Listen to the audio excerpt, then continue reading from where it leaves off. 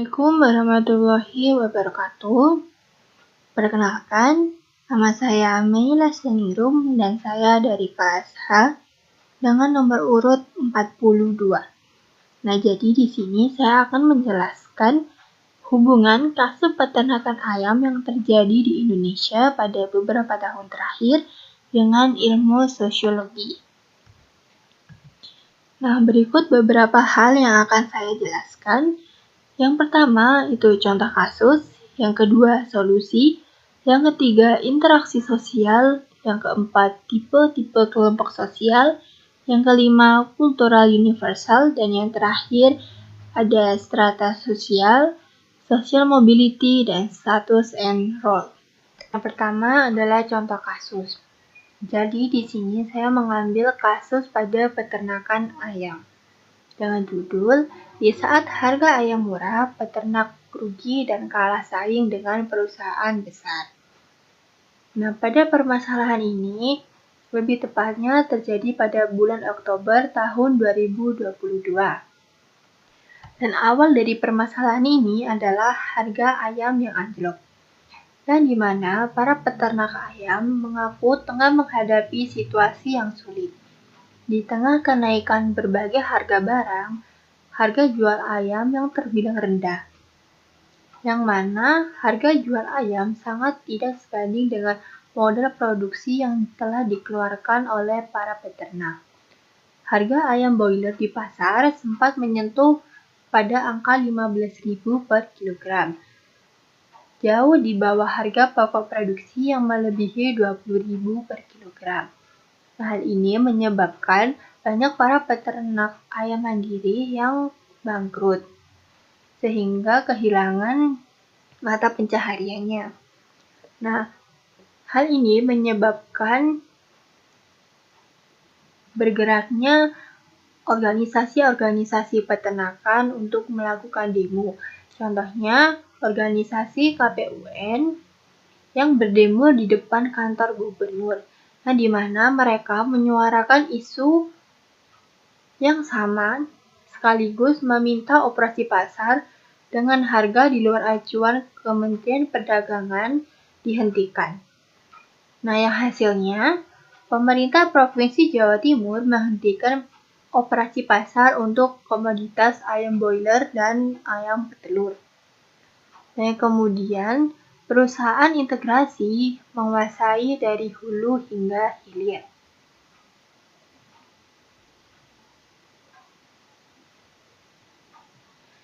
Nah, menurut Parjuni, perusahaan integrasi ini menguasai hampir sekitar 80% dari total populasi ayam nasional. Nah, sementara peternak ayam mandiri hanya kebagian sisanya, yaitu hanya 20%. Nah, yang dimana para perusahaan integrasi ini malah diberi tempat, diberi pasar oleh pemerintah Indonesia. Belum lagi mereka diberi fasilitas yang baik dan diberi hak untuk memelihara indukan atau GPS. Yang harusnya hasil dari bibit ayam itu diberikan ke rakyat, tapi malah dikuasai oleh perusahaan integrasi tersebut. Yang selanjutnya itu meminta perlindungan pemerintah. Nah, jadi di saat para peternak mandiri ini telah merasa terjepit, itu mereka meminta bantuan pemerintah agar bisa bertahan di industri ini.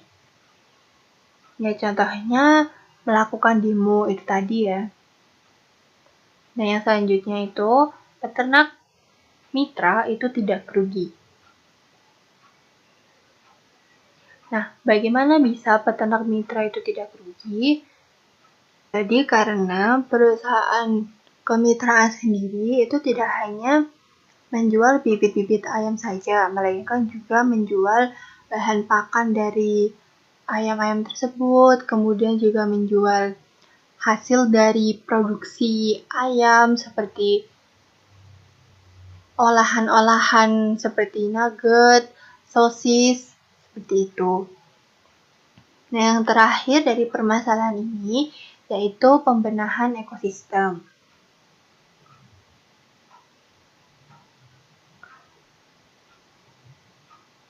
Nah, jadi untuk pembenahan ekosistem sendiri dilakukan dengan cara perusahaan integrator menyerap lebih dari 250.000 kg ayam dari peternak mandiri mikro atau peternak mandiri kecil. Nah, selain perusahaan integrator, BUMN pangan juga ikut menyerap hampir 10.000 ayam hidup dari koperasi. Nah, dengan ini itu dapat menyelesaikan permasalahan dari kasus tersebut dengan cara pembenahan ekosistem itu. Nah, yang kedua itu ada solusi. Nah, jadi berikut solusi yang dapat diambil. Nah, jadi para peternak ayam itu dapat meningkatkan kerjasama antar perusahaan ataupun instansi yang sama-sama terlibat dalam industri ayam. Nah, sehingga dapat membantu meningkatkan pasokan ayam yang stabil dan harga yang tetap stabil. Hal ini dapat dilakukan dengan membangun hubungan kerjasama yang kuat antara peternak, pedagang, dan juga konsumen. Misalnya, para peternak itu dapat melakukan kerjasama dengan pondok pesantren. Nah, jadi di sini kenapa pondok pesantren? Nah, karena pondok pesantren sendiri pastinya setiap harinya membutuhkan pasokan daging ayam ataupun telur ayam untuk konsumsi para santri ataupun ustadz, ustazah, ataupun staf yang ada di dalam pondok pesantren tersebut. Nah, pastinya mereka membutuhkan pasokan tersebut itu setiap harinya. Sehingga meskipun harga ayam di pasar itu anjlok, setidaknya para peternak ini telah menjalin kerjasama yang sehingga masih mendapatkan pendapatan dengan harga yang telah disepakati sebelumnya. Nah, selanjutnya yang ketiga itu adalah interaksi sosial. Nah, interaksi sosial sendiri terbagi menjadi dua, yaitu disosiatif dan asosiatif. Nah, disosiatif sendiri itu merupakan interaksi sosial yang mengarah kepada individu atau kelompok pada perpecahan karena terjadi adanya persaingan, pertentangan, ataupun kontravensi. Nah, sedangkan untuk disosiatif itu merupakan interaksi sosial yang mengarah pada individu atau kelompok pada kerjasama, akomodasi, asimilasi, bahkan akulturasi. Nah, jadi asosiatif itu merupakan interaksi sosial yang mengarah pada hal yang lebih positif. Nah, sedangkan disosiatif itu merupakan interaksi sosial yang mengarah pada hal yang negatif. Nah, jadi di sini pihak-pihak yang termasuk ke dalam disosiatif itu merupakan peternak mandiri dan perusahaan integrasi. Nah, kenapa? Nah, itu karena para peternak mandiri itu seringkali merasa tersisih dan terpinggirkan oleh perusahaan integrasi yang lebih besar. Nah, jadi para peternak mandiri ini merasa bahwa perusahaan-perusahaan ini itu menetapkan harga yang tinggi, dan sehingga berpotensi membuat para peternak mandiri ini tidak mungkin mampu untuk bersaing dengan perusahaan-perusahaan integrasi ini. Dan tentunya para peternak mandiri itu merasa dirugikan dengan adanya perusahaan besar dan sehingga dapat menimbulkan ketegangan di antara keduanya. Nah, selanjutnya itu bentuk asosiatif. Yang pertama, hubungan antara peternak mandiri dengan konsumen. Nah, jadi konsumen sendiri itu berperan dalam interaksi sosial ini, meskipun tidak secara langsung. Nah, jadi konsumen itu akan menganggap harga daging ayam terlalu tinggi atau kualitas produknya kurang.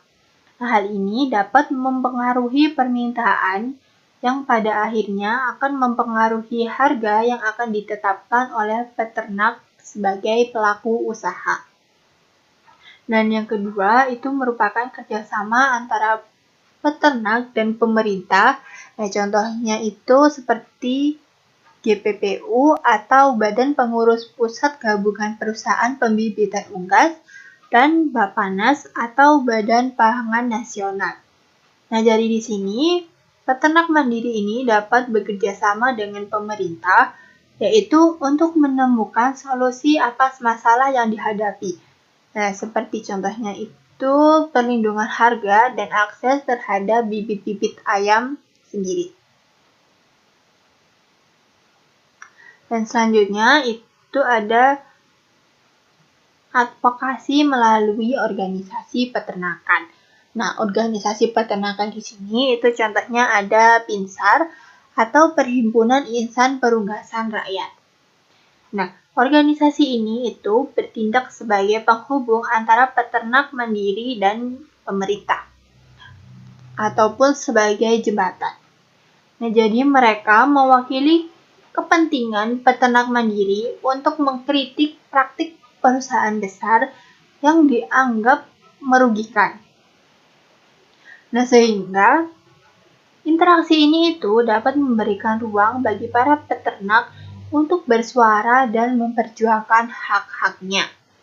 Dan yang terakhir itu ada media sosial.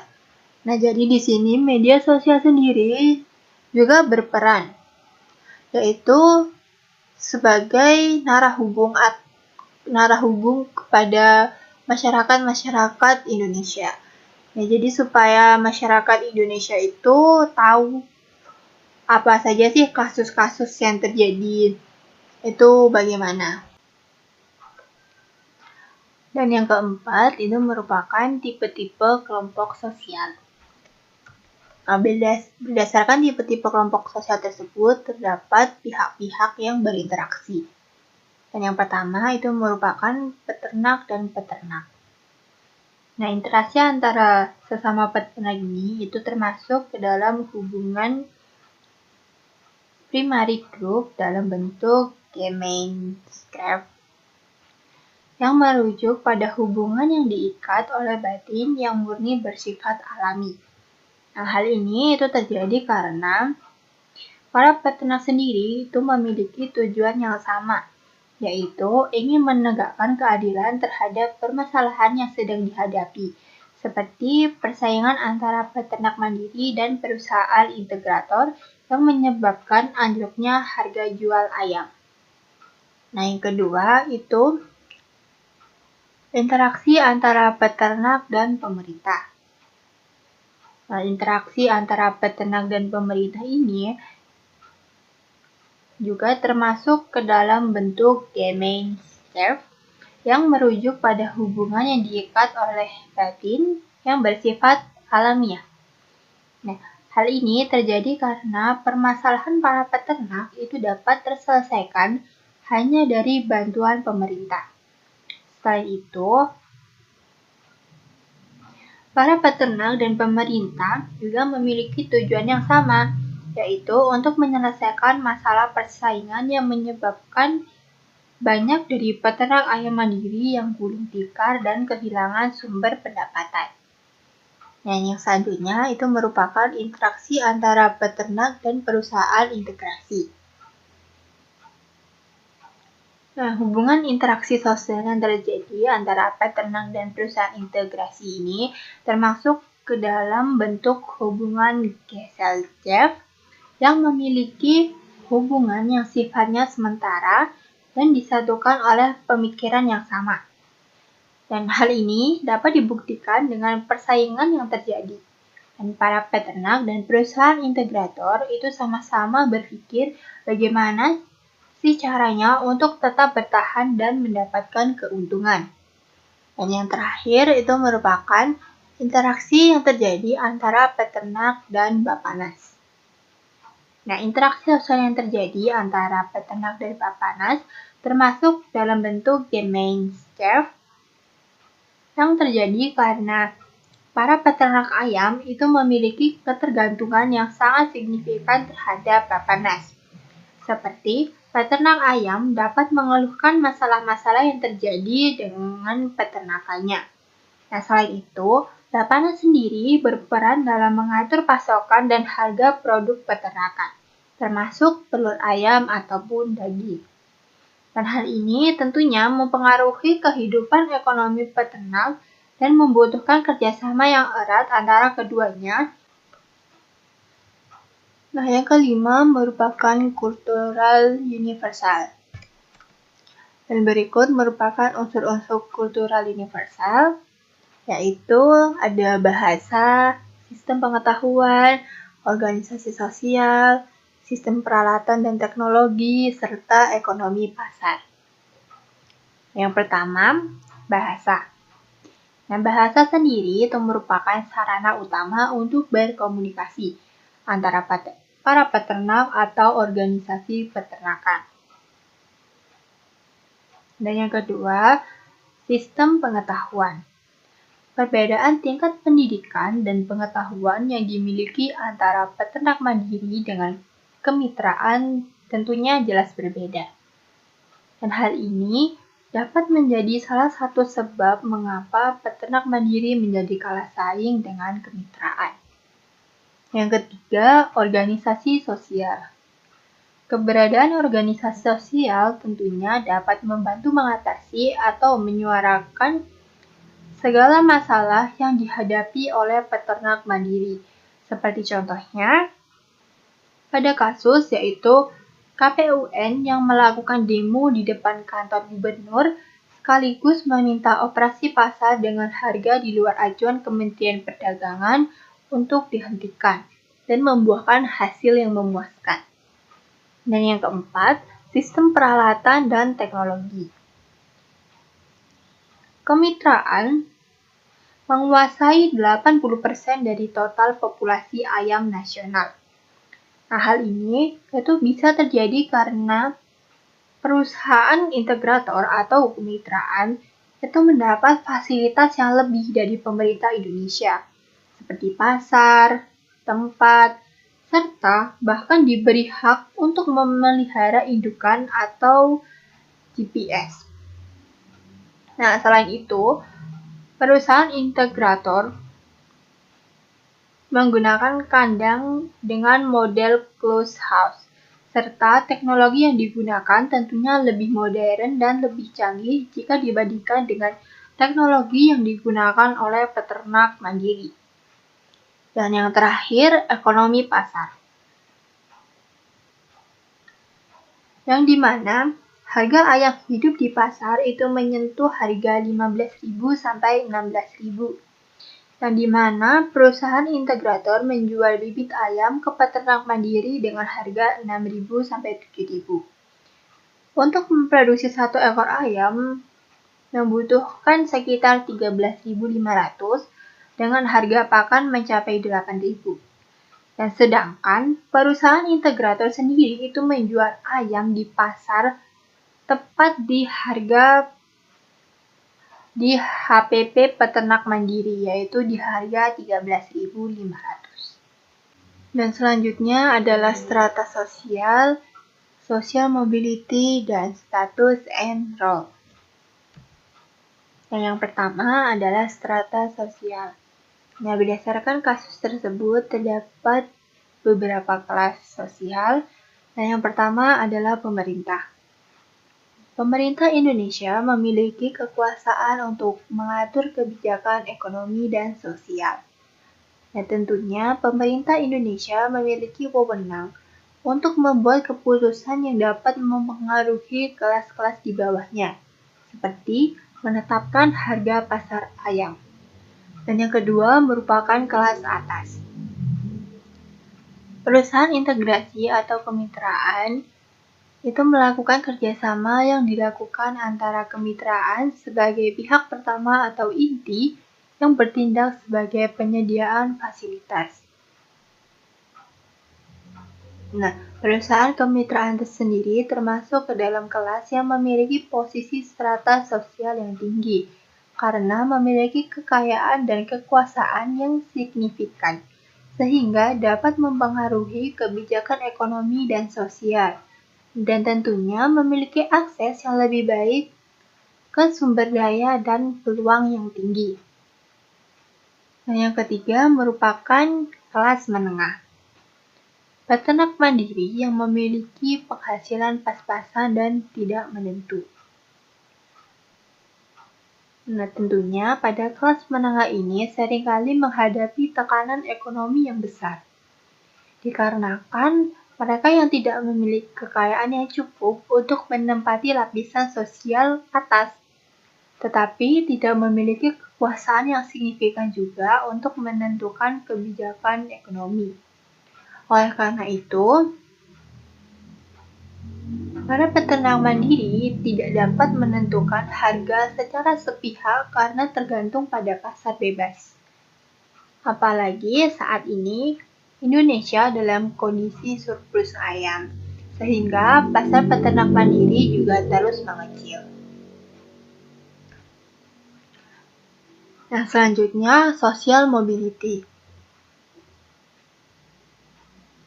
Social mobility yang terdapat dalam kasus peternakan tersebut merupakan peternak mandiri yang kalah saing. Nah, alasan kenapa peternak mandiri itu bisa kalah saing, jadi yang pertama itu ada persaingan yang tidak sehat. Nah, peternak mandiri sendiri seringkali menghadapi persaingan yang tidak sehat dari perusahaan integrasi. Perusahaan integrasi memiliki sumber daya yang lebih besar dan teknologi yang lebih canggih, sehingga mereka tentunya dapat menawarkan harga yang lebih rendah dan kualitas yang lebih baik. Hal ini yang membuat peternak mandiri sulit untuk bertahan. Dan alasan yang kedua, ketergantungan pada pabrik pakan. Nah, banyak peternak mandiri yang bergantung pada pabrik pakan untuk memenuhi kebutuhan ternak mereka. Namun, jika pabrik pakan tidak dapat memenuhi permintaan, para peternak mandiri dapat mengalami kerugian besar dan bahkan sampai kebangkrutan. Dan alasan yang terakhir adalah kurangnya akses ke sumber daya. Peternak mandiri seringkali memiliki akses yang terbatas, sehingga dana untuk memperbaiki infrastruktur peternakan atau pelatihan untuk meningkatkan kemampuan mereka itu juga terbatas. Nah, hal ini membuat mereka sulit untuk meningkatkan kualitas ternak dan menghadapi persaingan yang semakin ketat. Dan yang terakhir itu ada status enroll. Nah, jadi status enroll masing-masing pihak yang berinteraksi dalam kasus ini, yaitu yang pertama adalah perusahaan integrasi yang bertindak sebagai penyedia fasilitas. Nah, fasilitas yang disediakan oleh perusahaan integrasi sendiri itu seperti kandang, tempat makan, tempat minum, dan oven. Nah, selain itu, perusahaan integrasi juga sebagai pemasok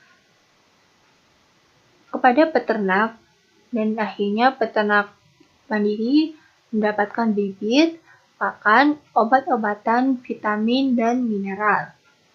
Yang selanjutnya itu adalah pemerintah.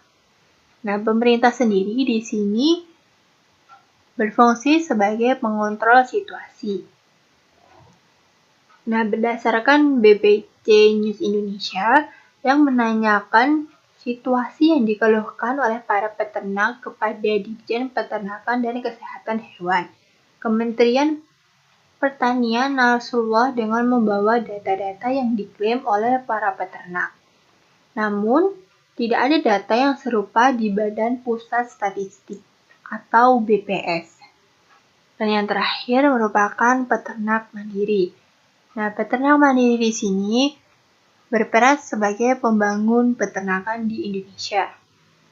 Nah, karena peternak mandiri juga memiliki peran yang penting dalam pembangunan peternakan di Indonesia, seperti untuk meningkatkan daya saing dan kualitas harga peternakan dengan cara memelihara dan merawat ayam dengan baik. Nah, mungkin sekian dari saya. Wassalamualaikum warahmatullahi wabarakatuh.